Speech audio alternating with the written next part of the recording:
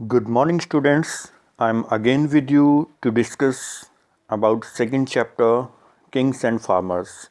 In this chapter, we already discussed about the inscriptions, what is inscription, everything which is written in on hard surface.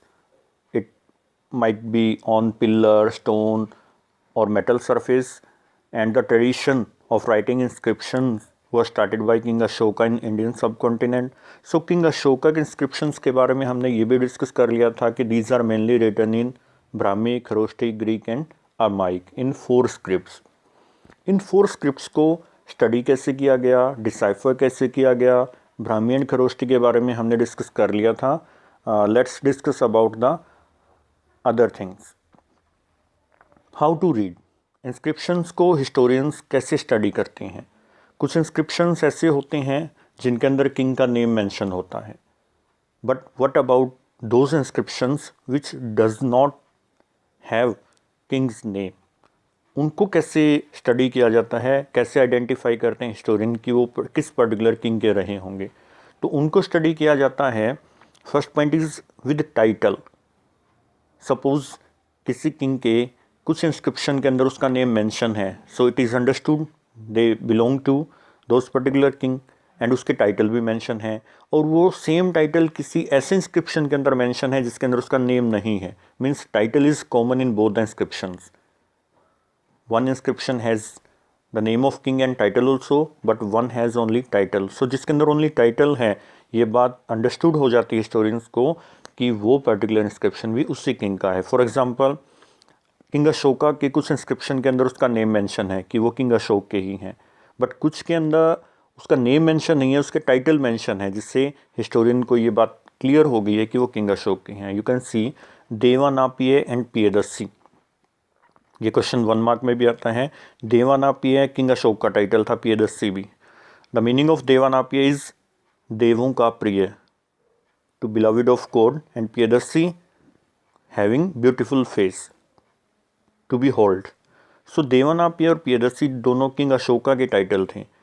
ये जिन inscription में king Ashok का name mention है, साथ में title भी हैं. कुछ इंस्क्रिप्शन ऐसे हैं जिसमें सिर्फ ये टाइटल हैं, इट मीन्स वो इंस्क्रिप्शन किंग अशोका के हैं. दूसरा मेथड होता है ये स्टडी करने का कि वो किस किंग के हैं. Same script used. अगर किसी किंग के एक इंस्क्रिप्शन में नेम मेंशन है और जो स्क्रिप्ट उसने यूज़ की है, same script and writing method is used in the another inscription, it means वो इंस्क्रिप्शन भी उसी किंग का है. Read by James Prinsep in 1838.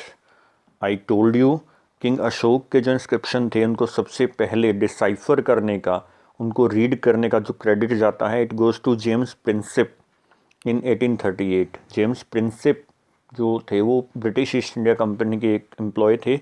उनको 1838 में सक्सेस मिली थी. सो 3 मार्क्स के भी क्वेश्चन इसके अंदर ये बन रहा है, एंड 1 के देवानापिय एंड पियदस्सी बन रहा है. डिस्कस करते हैं कि इन इंस्क्रिप्शंस की लिमिटेशंस क्या होती हैं. ये क्वेश्चन जनरली 8 मार्क्स के अंदर आता है, लिमिटेशंस ऑफ इंस्क्रिप्शंस. इंस्क्रिप्शंस की स्टडी करते हुए हिस्टोरियंस को, एपिग्राफिस्ट को क्या प्रॉब्लम फेस करनी पड़ती है. Epigraphy means study of inscriptions. So first limitation, first problem faced by the historian is faintly engraved. सबसे पहली प्रॉब्लम ये है कि काफ़ी इंस्क्रिप्शन ऐसे होते हैं जो टाइम के साथ साथ फेंट हो जाते हैं, या फिर जब उनको इनग्रेव किया गया, उनको किसी हार्ड सरफेस के ऊपर, वो उसी टाइम फेंट थे. तो उनको स्टडी करना, उनको डिसाइफर करना बड़ा इम्पॉसिबल हो जाता है हिस्टोरियंस के.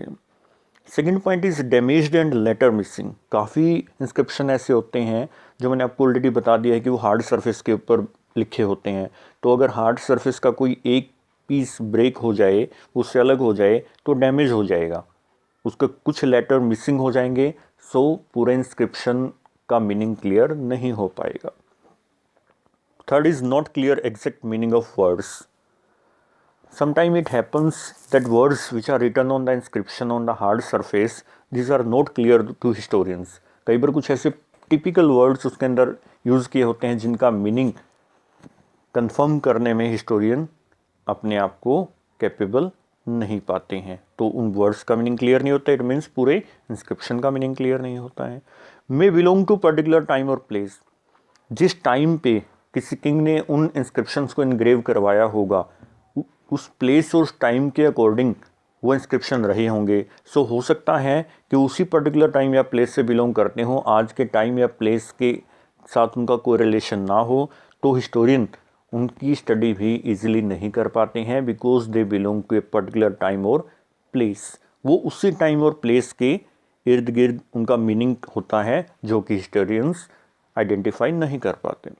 Only political and economic, most of inscriptions have the description of political and economic situation of that particular place or that particular time। ज़्यादातर के अंदर पॉलिटिकल और इकोनॉमिक कंडीशन के बारे में ही है। कोई भी इंस्क्रिप्शन ऐसा नहीं है जिसके अंदर सोशल लाइफ या कॉमन पीपल के बारे में डिस्क्रिप्शन हो, क्योंकि इंस्क्रिप्शन जो है वो किंग्स या रिच पीपल ने ही इनग्रेव करवाए हैं, कॉमन पीपल ने नहीं। सो कॉमन पीपल का कोई डिस्क्रिप्शन उसके अंदर मेंशन नहीं है। We are unable to get information about the common people through the inscriptions. ये क्वेश्चन जनरली CBSE 8 मार्क्स में पूछती है। What are the limitations, what are the problems faced by the historians, the epigraphist, to study the inscriptions। Okay, with this point we have finished our chapter। In our next video we will start the next chapter। Okay, thank you।